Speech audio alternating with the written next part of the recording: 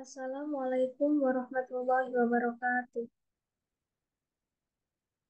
Yang saya hormati Bapak Dr. Mareni Telah Ubanuan STP MSc, selaku dosen pengampu mata kuliah motor bakar dan traktor pertanian. Izin memperkenalkan diri, saya Prismia Ayu Kinanti dengan NPM 22140710025 dari kelas Tek A, jurusan Teknik Pertanian, Fakultas Pertanian Universitas Lampung, tahun 2023. Di sini saya akan mempresentasikan materi tentang motor bensin 4 tak.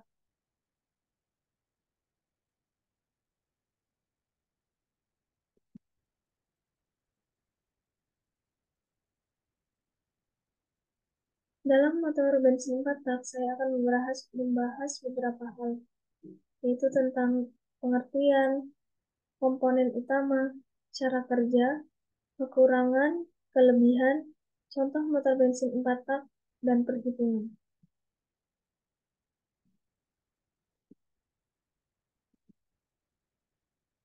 Yang pertama yaitu pengertian motor bensin 4 tak. Motor bensin 4 tak adalah motor dengan mesin yang bekerja melalui 4 proses langkah naik turun piston untuk menghasilkan tenaga. Motor bensin 4 tak atau 4 langkah menggunakan mesin pembakaran dalam, yang dalam satu kali siklus pembakaran akan mengalami 4 langkah piston. 4 langkah tersebut meliputi langkah isap, langkah kompresi, langkah usaha, dan langkah buang. Siklus ini terus berulang secara berurutan, menghasilkan gerakan bolak-balik piston yang menggerakkan poros engkol dan akhirnya menggerakkan roda kendaraan. Selanjutnya yaitu komponen utama pada motor bensin 4 tak. Yang pertama yaitu torak atau piston. Torak merupakan bagian mesin yang bersinggungan langsung dengan gas bertekanan dan bertemperatur tinggi. Torak bergerak translasi dengan kecepatan tinggi. Torak pada mesin bensin 4 tak dilengkapi dengan 3 ring torak. Ring pada bagian atas berfungsi supaya gas pembakaran yang bertekanan tinggi tidak masuk ke dalam ruang engkol atau crankcase. Sedangkan ring pada bagian bawah berfungsi sebagai pengontrol oli yang menempel pada dinding silinder. Yang kedua yaitu katup. Untuk mesin 4 langkah atau 4 tak ini, pemasukan bahan bakar dan pembuangan gas sisa pembakaran dilakukan melalui katup masuk dan katup buang. Terbuka dan tertutupnya kedua katup tersebut diatur oleh perputaran poros kam atau poros hubungan. Untuk membedakan antara katup hisap dan katup buang, dapat dilihat dari diameter katup. Diameter katup hisap lebih besar daripada katup buang. Ukuran katup hisap ini berfungsi untuk memperbanyak jumlah bahan bakar yang masuk ke dalam ruang bakar. Selanjutnya yang ketiga yaitu karburator. Karburator atau karbu berfungsi memasukkan campuran udara dan bahan bakar ke dalam ruang bakar dalam bentuk kabut dan mencampur dengan perbandingan yang tepat pada setiap tingkatan putaran mesin.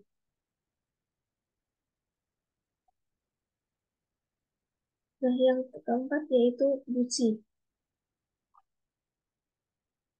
Busi adalah suatu suku cadang yang dipasang pada mesin pembakaran dalam dengan ujung elektroda pada ruang bakar.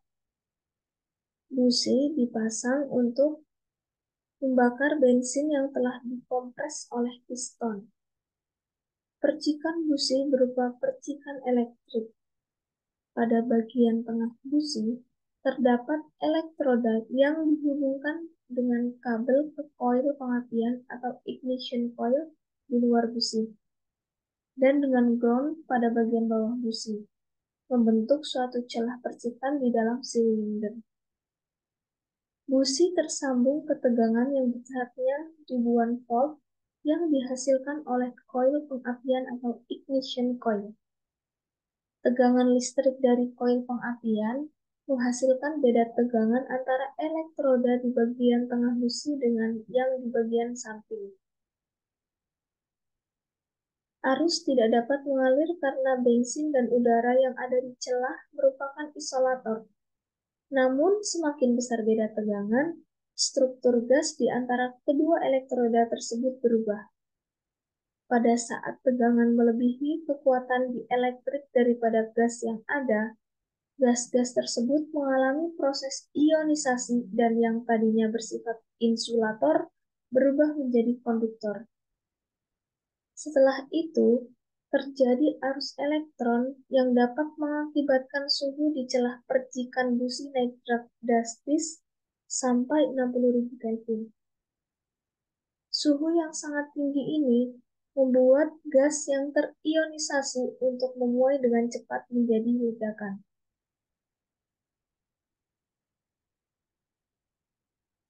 Selanjutnya yaitu cara kerja.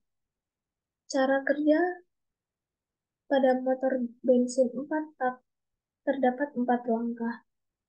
Yang pertama yaitu langkah isap, yang kedua langkah kompresi, yang ketiga langkah usaha, dan yang keempat adalah langkah buang. Pada langkah isap, katup isap atau intake, membuka dan campuran udara dan bahan bakar diisap ke dalam ruang bakar oleh torak yang bergerak turun atau mundur. Jadi ketika bahan bakar dan udara masuk dari katup intake, maka katup exhaust tertutup dan torak yang berada di titik mati atas turun ke bawah menghisap udara dan bahan bakar menjadi turun ke titik mati bawah. Setelah itu terjadi langkah kompresi.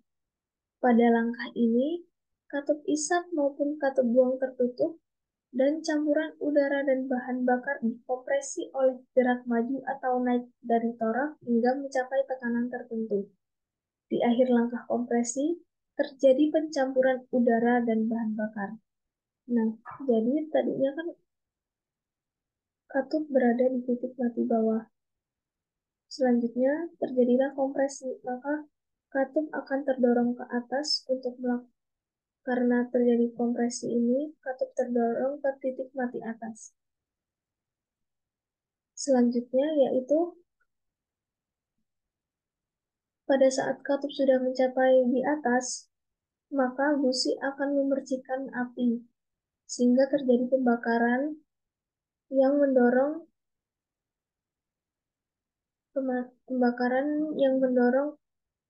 piston untuk bergerak ke titik mati bawah lagi untuk melakukan usaha. Nah, pada langkah usaha ini, pembakaran campuran udara dan bahan bakar menghasilkan tekanan tinggi yang mampu mendorong torak mundur atau turun. Gerakan torak akibat pengembangan inilah yang dinamakan langkah usaha, karena menghasilkan usaha yang berguna untuk berbagai keperluan. Nah, pada langkah usaha ini, torak yang berada di titik mati atas turun ke bawah, ke titik mati bawah untuk melakukan usaha, yaitu mengubah energi kimia menjadi energi mekanik. Energi kimia itu kan udara dan bahan bakar itu yang udah tercampur dari karburator menjadi diubah oleh usaha ini menjadi energi mekanik sehingga dapat menggerakkan roda pada motor.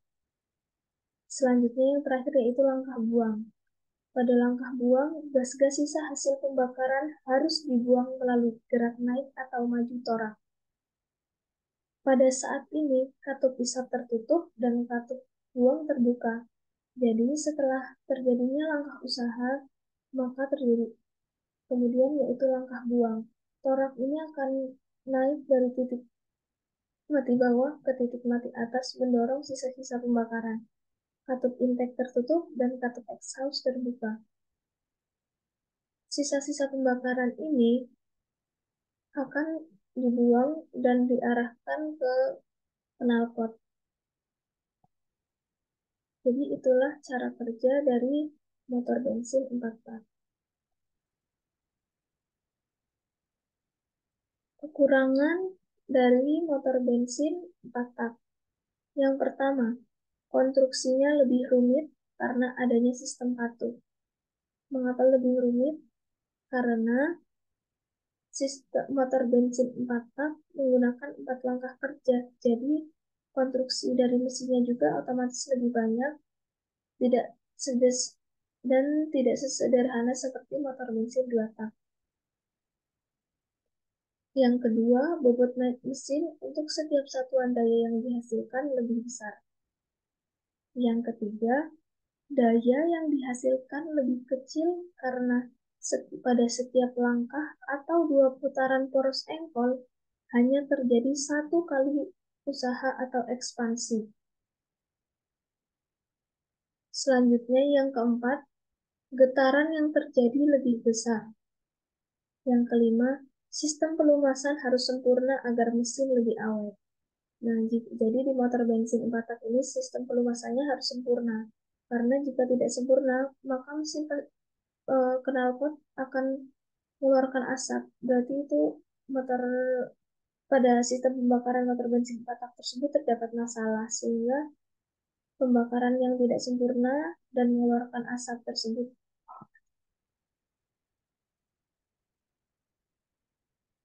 Kelebihan dari motor bensin 4 tak. Yang pertama, konsumsi bensin lebih irit dan kerugian dari gas-gas yang terbuang kecil sekali. Karena motor bensin 4 tak 4 langkah, maka proses yang dilalui kan lebih banyak, jadi bensin yang digunakan lebih irit dibandingkan dengan motor bensin 2 tak.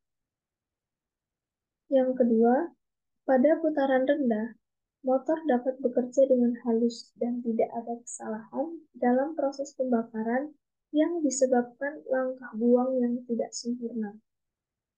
Yang ketiga, setiap proses kerja diselesaikan sepanjang 1 langkah penuh sehingga dapat bekerja secara ideal yang menyebabkan tekanan rata-rata yang dihasilkan menjadi lebih tinggi. Yang keempat, cocok untuk putaran tinggi karena sistem pembilasannya lebih baik. Yang kelima, pengaturan campuran udara dan bensin lebih mudah karena tidak dicampur dengan oli samping. Nah, jadinya pada motor bensin 4 tak ini tidak dicampur dengan oli samping sehingga dia tidak menghasilkan asap. Berbeda dengan motor bensin 2 tak, dia kan menggunakan oli samping. Jadi pada knalpot sisa-sisa pembakarannya juga ada asapnya. Nah, ini adalah beberapa contoh dari motor bensin 4 tak.